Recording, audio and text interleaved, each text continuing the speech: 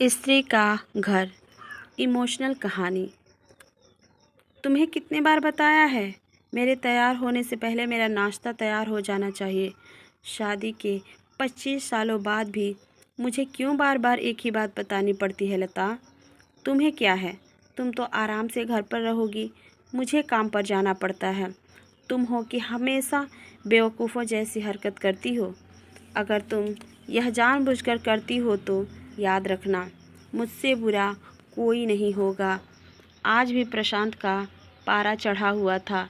इन कटु शब्दों में अपना गुस्सा उतारते हुए, गीला तौलिया कुर्सी पर फेंकते हुए प्रशांत गुस्से से लता की तरफ देखने लगा। लता के लिए प्रशांत का यह बेवजह का गुस्सा कोई नई बात नहीं थी। वह महीने में 3-4 बार ऐसे ही लता पर बरस पड़ता था।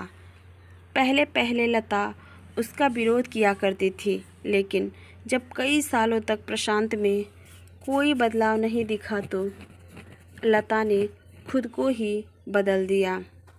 अब प्रशांत के कुछ भी कहने से लता को कोई फ़र्क नहीं पड़ता था। प्रशांत की हर बात वो चुपचाप सिर नीचे झुकाए सुन लेती थी। शादी के पहले 5 साल तक लता ने पूरी कोशिश की थी कि प्रशांत को बदला जाए, लेकिन फालतू का गुस्सा करना और बाद में लता को भला बुरा कहना, यह मानो जैसे उसकी आदत बन गई थी। कोई भी वाद विवाद होता तो प्रशांत सीधा लता को बोल देता, अगर मैं तुम्हें अच्छा नहीं लगता तो क्यों नहीं चली जाती अपने मायके? क्यों रहती हो मेरे साथ? इतना सब कुछ होने के बावजूद लता प्रशांत के साथ रहती थी, क्योंकि उसे अपनी बेटी की फिक्र थी। और वह जाती भी तो कहाँ, अपने बूढ़े हो चुके माँ बाप को इस उम्र में परेशान करना वह नहीं चाहती थी। समाज और लोग क्या कहेंगे, यह भी तो उसे देखना था। वह इतनी पढ़ी लिखी भी तो नहीं थी कि खुद जाकर कोई नौकरी कर सके और अपना और अपनी बेटी का पालन पोषण कर सके। लता को अब अपनी फिक्र नहीं थी। उसको फिक्र थी तो बस अपनी शादी लायक हो रही बेटी की। लता नहीं चाहती थी कि पति पत्नी के झगड़े की वजह से काव्या डिस्टर्ब हो। काव्या की पढ़ाई पूरी हो चुकी थी, उसके लिए अब शादी के रिश्ते आने लगे थे। कई रिश्तों को काव्या ठुकरा चुकी थी। 2-3 महीने बाद एक अच्छा रिश्ता आया। रिश्तेदारों और पहचान के लोगों ने भी लड़के के बहुत गुणगान किए थे।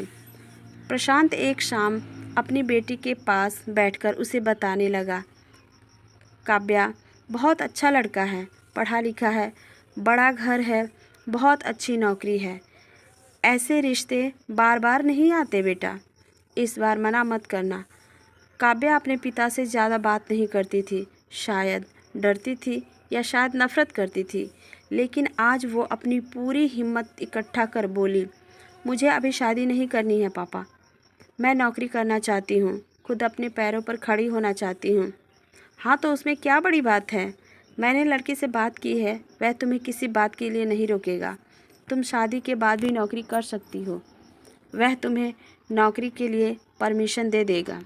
प्रशांत बोला, मेरा नौकरी करना या ना करना उसकी परमिशन पर क्यों डिपेंड रहेगा पापा? काव्या ने पूछा।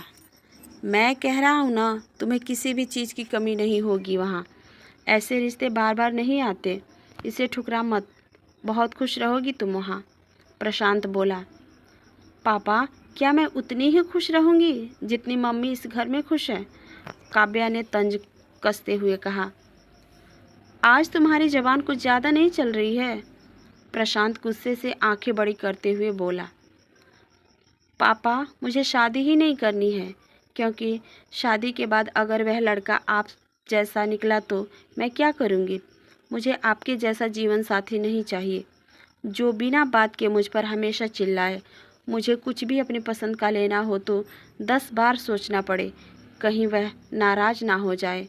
मेरी तबीयत कैसी भी हो उसे परवाह ना हो, रोटी थोड़ी मोटी बन जाए तो घर सर पर उठा ले, उसकी चेकबुक ना मिले तो भी मेरा ही दोष निकाले और हर छोटी मोटी बात पर मुझे मायके जाने के लिए कहे। काव्या ने अपना दिल खाली करते हुए पापा से सब कह दिया। प्रशांत का गुस्सा 7वें आसमान पर था, लेकिन उसके मुंह से एक भी शब्द नहीं फूट रहा था। वो काव्या की बातें सुन रहा था।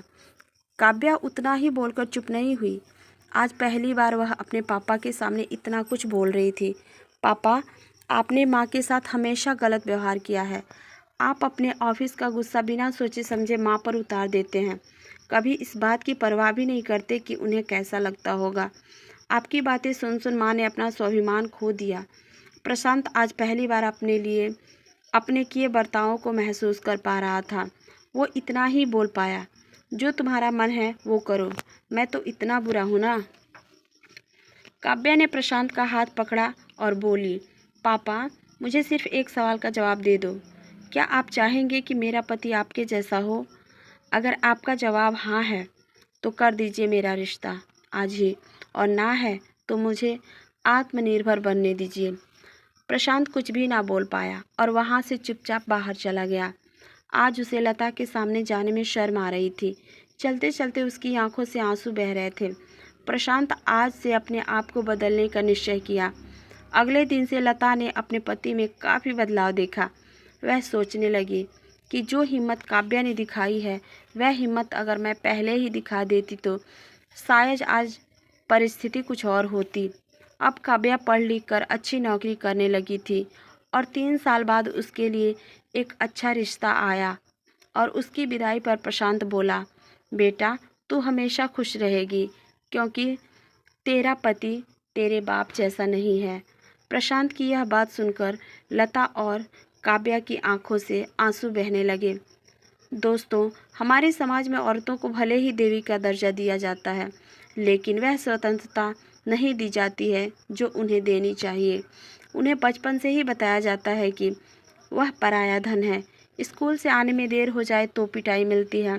मोबाइल पर बातें करते हुए दिख जाए या खिड़की से झांकते हुए दिख जाए तो शक किया जाता है।